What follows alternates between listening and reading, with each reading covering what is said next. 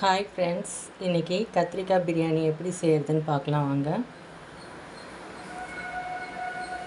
First கத்திரிக்காய் எண்ணெயில் போட்டு எடுத்துக்கலாம்.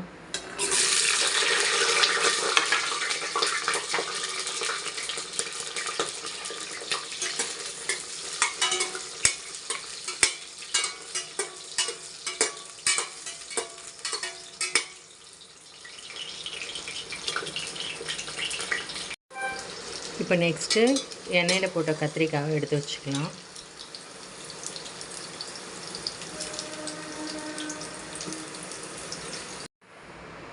நெக்ஸ்ட்டு பட்டை லவங்கம் ஏலக்காய் போட்டுக்கலாம்.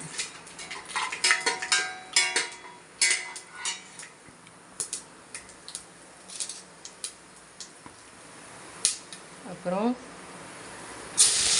வெங்காயம், பச்சை மிளகாய்,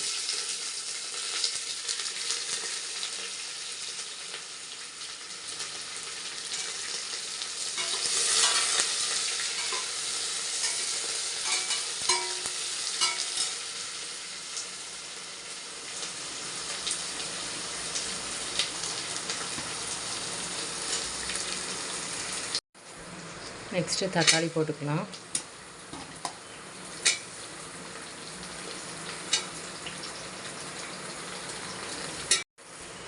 நெக்ஸ்ட்டு தக்காளி வெங்காயம் வதங்கினதும் நம்ம எண்ணெயில் வதக்கி வச்ச கத்திரிக்காயை போட்டுக்கலாம்.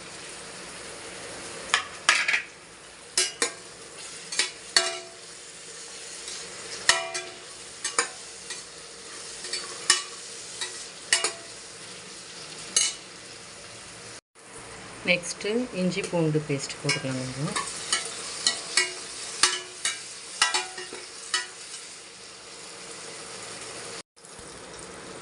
நெக்ஸ்ட்டு பிரியாணி மசாலா போட்டுக்கலாம்.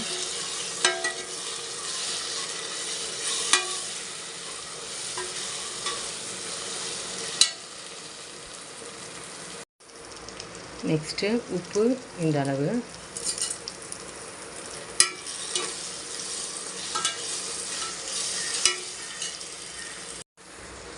நெக்ஸ்ட்டு இந்த உலக்கில் தான் அரிசி எடுத்தேன், அதனால் இதில் ஒரு 1.25 அளவு தண்ணி ஊற்றினா போதும். நெக்ஸ்ட்டு கேசரி பவுடர் கொஞ்சோண்டு சேர்த்துக்கலாம்.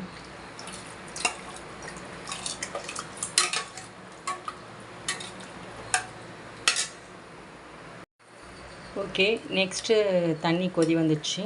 இப்போது அரிசி ஆட் பண்ணிக்கலாம். நான் பாஸ்மதி அரிசி தான் ஊற வச்சுருக்கேன்.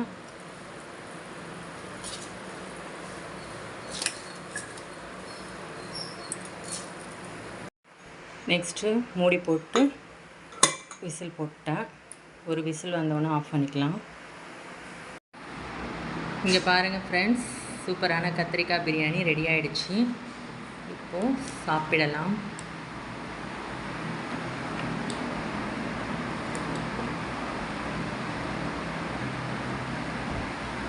ஓகே, பாய்.